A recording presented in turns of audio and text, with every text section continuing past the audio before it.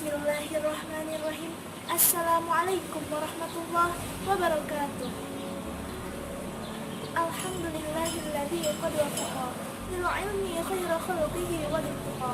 Wassalatu wassalamu ala sayyidina Muhammadin wa ala alihi wa sahbihi ajma'in.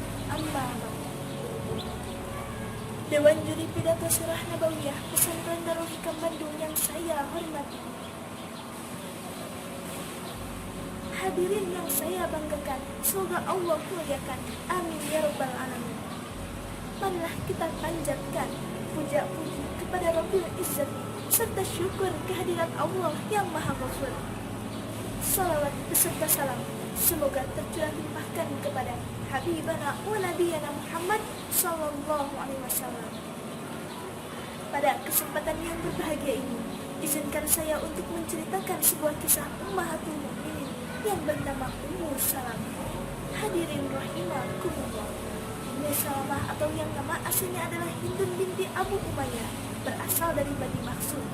Ayahnya seorang pemuka Arab ternama yang dermawan. Ummu Salamah dinikahi Rasulullah SAW dalam keadaan janda. Pernikahan pertamanya dengan Abu Salamah atau Abdullah bin Abdul As'ad didasari oleh saling mencintai satu sama lain seolah tak bisa dipisahkan. Suatu hari, Ummu Salamah berkata kepada suaminya, "Wahai suamiku, sesungguhnya aku pernah mendengar apabila suami istri saling mencintai, kemudian suaminya wafat dan istrinya tidak menikah lagi, maka ia akan masuk surga dan mendapat lelaki yang diinginkannya. Begitu juga jika seorang istri meninggal terlebih dahulu, kemudian suaminya tidak menikah lagi, maka ia akan masuk surga dan mendapat wanita yang diidamkannya. Oleh karena itu, mari kita saling berjanji untuk tidak menikah lagi apabila di antara kita meninggal dunia nanti," kata Ummu Salamah. Mendengar pernyataan istrinya ini, Abu Salamah berkata, Wahai istriku, apakah kamu mau menaati perintahku? Ya, aku bermusyawarah denganmu agar aku bisa menaati perintahmu. Kalau begitu, menikahlah Ummu Salamah apabila aku meninggal nanti.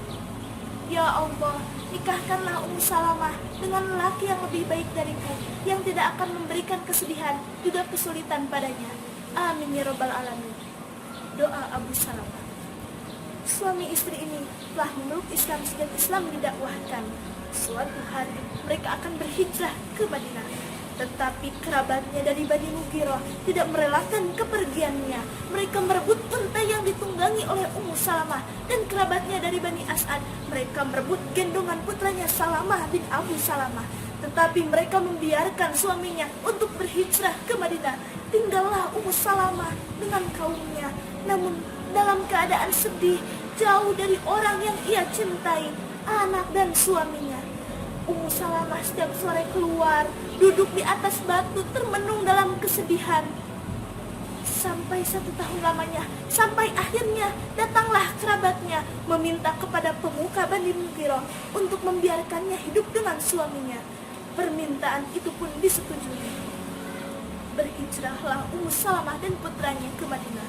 Setelah beberapa hari perjalanan, tibalah mereka di Madinah. Ummu Salamah menceritakan kesedihannya kepada suaminya. Abu Salamah wafat karena luka yang ia dapat pada perang Uhud, kambuh saat ia memerangi Bani As'ad pada bulan Jumadil akhir tahun 4 Hijriah. Setelah menjanda, teringat akan pesan suaminya untuk menikah lagi. Dalam setiap doanya, Ummu Salamah senantiasa berdoa dengan doa yang pernah Rasulullah ajarkan ketika mendapatkan musibah. Allahumma ajirni fi musibati wa akhlifni khairan minha. Ya Allah, berilah aku pahala atas musibah ini dan gantilah dengan yang lebih baik. Amin ya rabbal alamin. Pernah pada suatu hari, Abu Bakar As-Siddiq radhiyallahu anhu menyatakan keinginannya untuk memperistri Ummu Salamah, namun Ummu Salamah menolaknya. Juga pernah Umar bin Khattab radhiyallahu anhu, beliau menyatakan kesediaannya untuk memperistri Ummu Salamah, namun beliau menolaknya juga. Allah pun mengabulkan doa Abu Salamah dan doa-doa Ummu Salamah. Kala itu Rasulullah SAW bersedia untuk menikahinya. Saat itu Ummu Salamah berkata pada dirinya sendiri, Ya Allah, apakah ini pengabulan atas doa Abu Salamah dan doaku? Namun demikian, Ummu Salamah berkata kepada Rasul, "Ya Rasul, sesungguhnya aku memiliki banyak anak dan aku adalah pencemburu yang amat besar." Baginda tersenyum dan bersabda, "Sesungguhnya yang menjaga anak-anak adalah Allah, dan sifat cemburu akan berangsur hilang karena setiap manusia tidak akan terus-menerus marah." Akhirnya, Ummu Salamah pun menerima pinangan Rasulullah SAW pada bulan Syawal tahun 4 Hijriah. Berita pernikahan ini terdengar oleh Sayyidah Aisyah radhiyallahu anha. Kala itu beliau ingin sekali melihat wajah Ummu Salamah karena berita yang ia dengar, Ummu Salamah adalah seorang wanita yang sangat cantik. Secara diam-diam, Sayyidah Aisyah berusaha untuk melihatnya dan setelah berhasil, ia berkata, "Memang benar, Ummu Salamah adalah wanita yang cantik, lebih dari apa yang saya dengar." Itulah sepenggalan kisah Ummu Salamah. Beliau pernah menjadi istri Rasulullah SAW. Demikian yang bisa saya sampaikan. Mohon maaf atas segala kekurangan. Wallahul muwaffiq ila aqwamit thoriq.